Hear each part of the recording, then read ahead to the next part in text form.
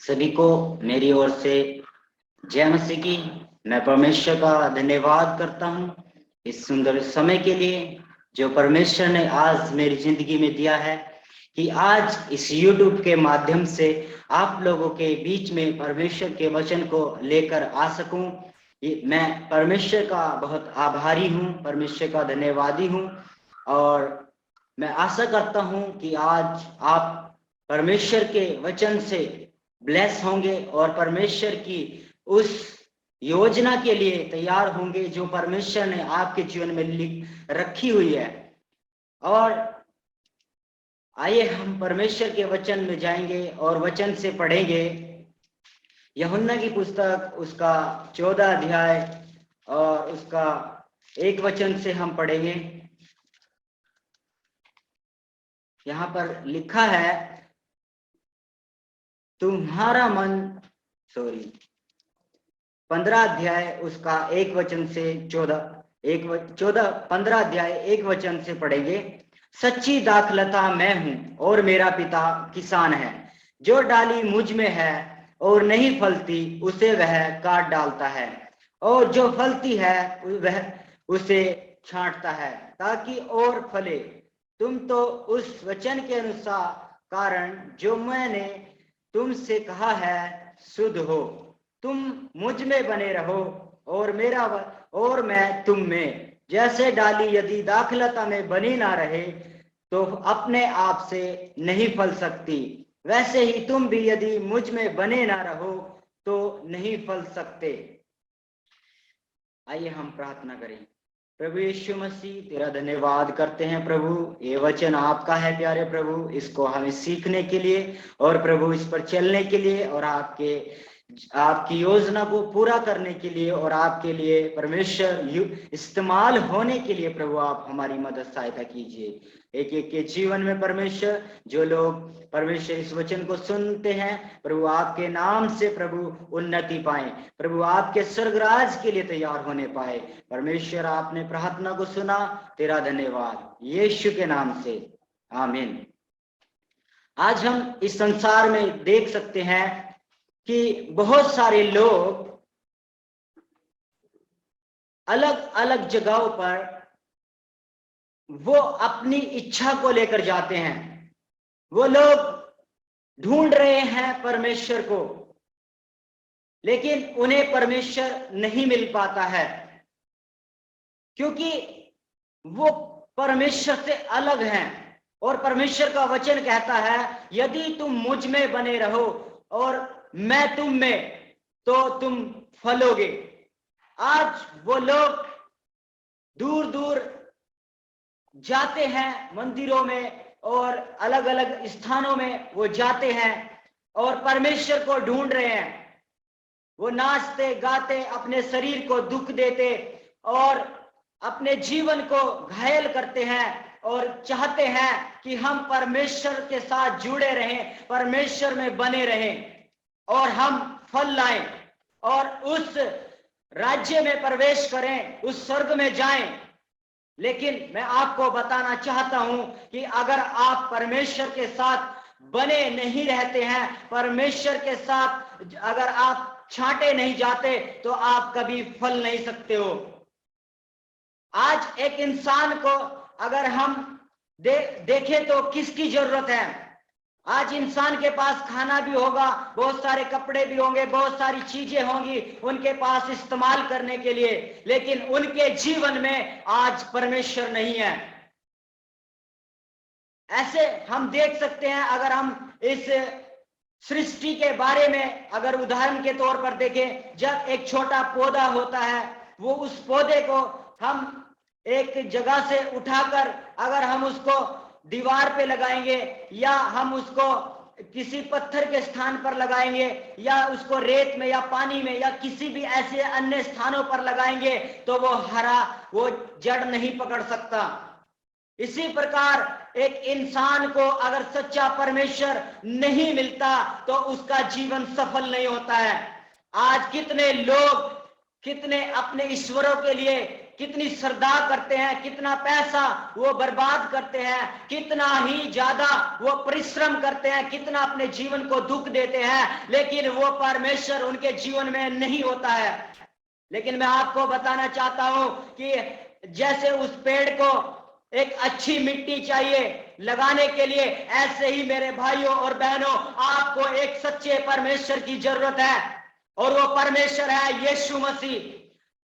यीशु मसीह ही वो परमेश्वर है जो स्वर्ग को छोड़कर इस पृथ्वी पर आया और हमारे पापों को उठा लिया। हम पाप के कारण उस परमेश्वर से अलग थे, हम उसमें बने हुए नहीं थे, हम उसमें जुड़े हुए नहीं थे, लेकिन जब उसने हमारे पापों को अपने ऊपर उठा लिया, तब हमारा संबंध उस परमेश्वर के साथ जुड़ गया। मेरे प्रिय भाइयों और बहनों, जब तक आप परमेश्वर के साथ जुड़ोगे नहीं, तब तक आप स्वर्ग के भागी नहीं बन सकते, तब तक आप अपने जीवन में कभी फल नहीं सकते, कभी आपके जीवन में शांति नहीं आएगी, कभी आपके जीवन में सुख नहीं आएगा, कभी आपके बच्चे सफल नहीं होंगे, आपके बच्चे पाप में और शैतान की गुलामी में रहेंगे, आप अंधकार में चलते रहेंगे, आप नाश की तादार पर, आप नाश के रास्ते पर उस अंधकार की शक्ति के चलाए चलोगे। लेकिन जब आप प्रभु यीशु मसीह के पास आओगे तो आपका जीवन उसके साथ जुड़ जाएगा और आपका जीवन वो हरा होने लग जाएगा। वो शांति, उस बीमारी से, उस कष्ट से, उस दुष्ट आत्मा से आप छुटकारा प्राप्त कर सकते हैं जब आप परमेश्वर के साथ जुड़ जाएंगे।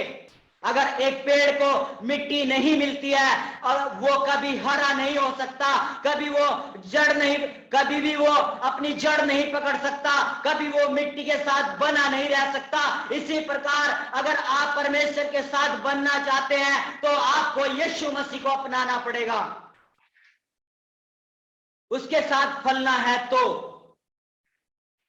तो मेरे भाई और बहनों, आपको पहले अपने जीवन में, अगर आपने प्रभु को नहीं जाना है, अगर प्रभु को आप ग्रहण नहीं किया है, तो अपने पापों को मन फिराकर आपको पहली बात प्रभु को अपने जीवन में आमंत्रित करना है, प्रभु यीशु मसीह को अपने जीवन में जगह देना है, उसको अपने जीवन में आमंत्रित करना है, अपने पापों को मान लेना है उसके सामने। आज बहुत सारे लोग प्रभु यीशु मसीह को मान लेते हैं, बहुत सारे यीशु मसीह को मान लेते हैं, जैसे कि वो बोलते हैं हमने यीशु मसीह का नाम ले लिया है। हाँ, उन्होंने यीशु मसीह का नाम अपने मुंह पर ले लिया है, अपनी आंखों में, अपने घर में फोटो के रूप में लगा लिया है, लेकिन उन्होंने अपने जीवन में उस यीशु मसीह को आगे अनुमति नहीं दिया है।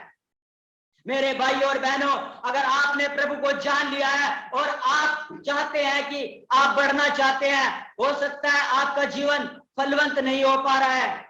मेरे भाई और बहनों, मैं आपको बताना चाहता हूं, अगर एक इंसान को परमेश्वर मिल चुका है, उसके लिए यही पर्याप्त नहीं है, उसके लिए और भी कुछ करना है। एक पेड़ को अच्छी मिट्टी में लगा देते हैं, लेकिन उसका यही नहीं कि वो उसको लगा दिया, उसको लगाने के बाद और भी आवश्यकताएं होती हैं। क्या आवश्यकताएं हैं? दूसरी बात, उस पेड़ को क्या चाहिए? उसको लगाने के बाद उसने जड़ पकड़ लिया है, तो जड़ वो नहीं पकड़ पाएगा, हरा नहीं हो पाएगा, क्योंकि उसको पानी नहीं दे रहे हैं। अगर वो हरा होना है, अगर उसको फलवंत बनना है आने वाले समय में, तो उसको पानी की जरूरत है। मेरे भाइयों और बहनों, ये वचन, ये जीवन का जल है। अगर ये वचन आप नहीं पढ़ते हैं एक यीशु मसीह को मान लेने के बाद, तो आपका जीवन में कभी हरियाली नहीं आएगी, आपके जीवन में सुख शांति नहीं आएगी। आप बोलोगे मैंने यीशु मसीह को माना है, लेकिन आप यीशु मसीह को अपने जीवन में लिया है, लेकिन उसके प्रति काम नहीं किया है। मैं चाहता हूं कि आप परमेश्वर के वचन को पढ़ें, उस पर मनन करें, वो आप प्रार्थना करें। दूसरी बात है कि हमें प्रार्थना करना है। अगर एक इंसान मसीह को जानने के बाद प्रार्थना नहीं करता, तो उसका संबंध परमेश्वर के साथ नहीं होता, वो कभी भी हरा नहीं रह सकता। तो मैं चाहता हूं और आपके जीवन में कि आप प्रार्थना करने वाले बने। दानियल ने भी क्यों शेरों की मांस से बचा?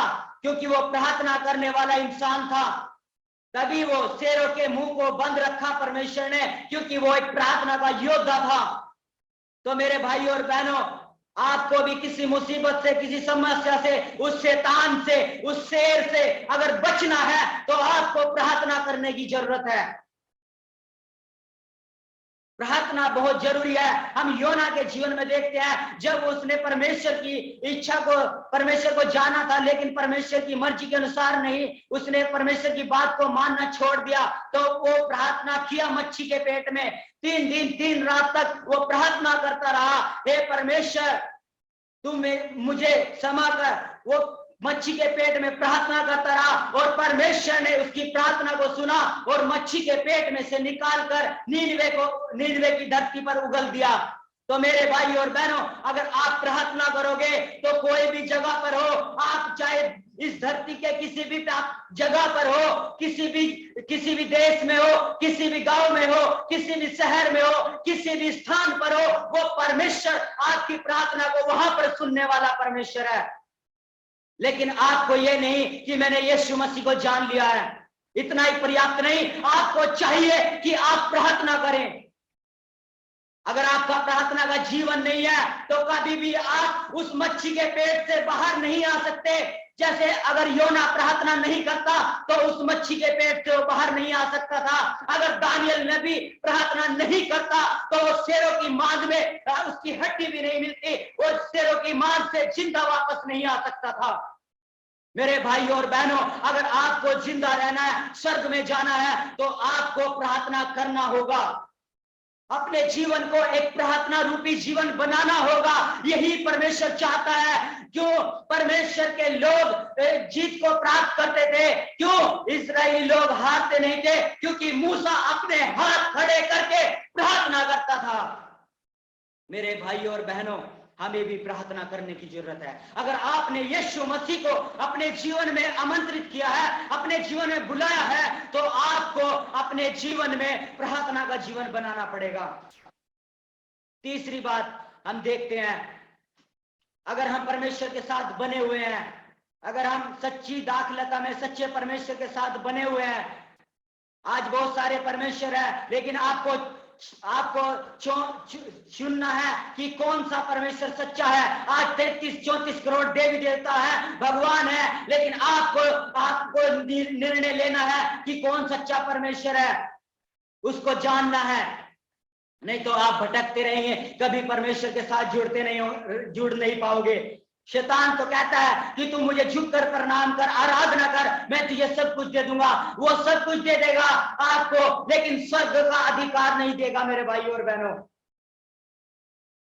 आपको चाहिए, अगर आप परमेश्वर के साथ जुड़ चुके हैं तो आप परमेश्वर को अपने जीवन में ले लिया है। अपने मुंह पर नहीं, अपनी आंखों में नहीं, अपने कानों में नहीं, अपने घर में नहीं, अपने दिल में परमेश्वर को लेना है। और फिर आपको प्रार्थना का जीवन अपने जीवन में लेना है। अगर आपका प्रार्थना का जीवन नहीं है तो आपको अपना जीवन प्रार्थना वाला बनाना है। तीसरी बात, एक पेड़ को, छोटे पौधे को अगर लगाना है, वो ऐसी वैसी जगह पे लगाएंगे तो हरा नहीं होगा, उसको जड़ नहीं पकड़ पाएगा। क्योंकि यीशु मसीह कहता है कुछ पथरीली भूमि में गिरे तो वो जड़ नहीं पकड़ पाए, इसलिए वो फल नहीं ला पाए। इसीलिए आपको अच्छी मिट्टी चाहिए। उसका मतलब आपको एक सच्चा परमेश्वर चाहिए जो आपको उद्धार दे सकता है, जो आपको स्वर्ग में ले जा सकता है, जो आपको फलवंत बना सकता है। दूसरी बात, उस पेड़ को पानी चाहिए अगर उसको हरा रहना है। अगर उसने जड़ पकड़ लिया है, अगर वो हरा नहीं है तो उसको पानी नहीं दे रहे तो वो हरा नहीं हो सकता। मेरे भाई और बहनों, अगर आपको किसी समस्या से, किसी भी चीज से निकलना है, अगर किसी भी मुश्किल का सामना करना है, तो परमेश्वर से बात करके आप उस चीज से जीत प्राप्त कर सकते हैं। प्रार्थना करके आप जीत प्राप्त कर सकते हैं। प्रार्थना एक चाबी है, वो किसी भी लोग को खोल सकती है। वो एक मास्टर की है, वही सभी तालों को खोलने की चाबी है, वो है प्रार्थना। मेरे भाई और बहनों, हमें प्रार्थना करना बहुत जरूरी है। तीसरी बात, उस पेड़ को क्या चाहिए? एक प्रभु को अपनाने वाले इंसान को। दूसरी बात, प्रार्थना करने वाला होना चाहिए। तीसरी बात, अगर आप प्रभु को अपने जीवन में लिया है तो आपको वचन पढ़ने वाला होना चाहिए। अगर आप वचन नहीं पढ़ते, बहुत सारे लोग प्रभु में आते हैं और आराधना और बहुत कुछ करते हैं, लेकिन वो प्रार्थना भी करते हैं, लेकिन उनका जीवन बढ़ता नहीं है, उनका जीवन फूलता नहीं है, मसीह में दिखते नहीं है। अगर आपको परमेश्वर में बढ़ना है, अगर आपको परमेश्वर की आशीषों में बढ़ना है, अगर आपको परमेश्वर के काम करना है, अगर बढ़ना है परमेश्वर के स्वर्ग के लिए, तो आपको परमेश्वर का वचन पढ़ना पड़ेगा। अगर वचन नहीं पढ़ते तो आप कभी परमेश्वर की सामर्थ को नहीं जान पाओगे। उस पेड़ को अगर खाद नहीं डालेंगे तो वो बढ़ नहीं सकता, कभी मोटा नहीं हो सकता। इसी तरह अगर आपको मोटा परमेश्वर में बलवंत होना है, ताकतवर होना है, अगर शैतान के सामने खड़ा रहना है, तो आपको परमेश्वर के वचन को पढ़ना होगा, परमेश्वर के वचन के ऊपर मनन करना होगा। अगर आप नहीं करते हैं तो कभी भी आप मजबूत नहीं हो पाओगे। कभी शैतान के तीरों के सामने, कभी उस प्रधान दूत के सामने, कभी उन सेनाओं के सामने जो अंधकार की सेना है, कभी उनके सामने खड़े नहीं रह पाओगे। उस युद्ध में हार जाओगे, वो आपको हरा देगा अगर आप वचन नहीं पढ़ोगे। ये वचन वो ताकत है, ये वचन वो रोटी है, ये वचन वो लहू है जो हमें ऐसी सामर्थ देता है, ऐसी परमेश्वर की बलवंत बनाता है कि हम शैतान के हर एक तीरों को नाश कर सके, उसकी योजना को सफल कर सके। ऐसा ये वचन है। अगर इस वचन को हम अपने अंदर रखते हैं, इस वचन के अनुसार चलते हैं, तो कभी शैतान हम पर जीत प्राप्त नहीं कर सकता। जब जब परमेश्वर के वचन को नहीं पढ़ते हैं, जब जब हम परमेश्वर के वचन को मानना छोड़ देते हैं, तब हम परमेश्वर से दूर हो जाते हैं। तब हम शैतान हमारे जीवन में नाश भेजता है, महामारी भेजता है और हमारे खुशियों को, हमारे परिवार को उजाड़ देता है, हमें नरक में भेज देता है। लेकिन मेरे भाई और बहनों, अगर हमें जीत प्राप्त करना है तो वचन को पढ़ना है। वचन हमारे जीवन में बताता है कि हमारा परमेश्वर क्या कर सकता है। इजरायली लोगों के पास वो वाचा का संदूक था, उसमें परमेश्वर के वचन थे, इसीलिए जहां जहां पर भी वाचा का संदूक जाता था, वो लोग कभी भी हारते नहीं थे। मेरे भाई और बहनों, जब आपके जीवन में परमेश्वर का वचन है तो आप कभी हारोगे नहीं, कभी आप निराश नहीं होगे, कभी आपके जीवन में कोई समस्या आएगी, लेकिन वो वचन आपको दिलेरी देगा उसमें बढ़ने के लिए। मेरे भाई और बहनों, आप परमेश्वर में बढ़े। दाऊद राजा कहते हैं, मैंने परमेश्वर के वचन को अपने हृदय में रख छोड़ा है ताकि उसके विरुद्ध पाप ना करूं, ताकि मैं हार ना जाऊं। अगर आप अपने वचन, उस परमेश्वर के वचन को, परमेश्वर को अपने हृदय में नहीं रखोगे तो आप कभी भी आप जीत प्राप्त नहीं कर सकते, कभी बढ़ नहीं सकते, कभी परमेश्वर की बलवंत नहीं हो सकते परमेश्वर में। आप आओगे जाओगे आराधना में, चर्चों में, आज बहुत सारे विश्वासी लोग, बहुत सारे पास्टर लोग परमेश्वर के वचन को सिर्फ संडे को और कहीं पे जाते मीटिंग के लिए उसी समय उठाते हैं, लेकिन ऐसा नहीं मेरे भाइयों। हमें प्रतिदिन परमेश्वर के वचन को पढ़ना है, मनन करना है। एक बच्चे को, जब एक बच्चा जन्म लेता है, दुनिया में आता है, तो उसको क्या चाहिए? उसको चाहिए दूध, और वो ये वचन है। वचन कहता है परमेश्वर में बलवंत बनो और उस आत्मिक दूध की लालसा करो ताकि तुम मसीह में सिद्ध हो सको।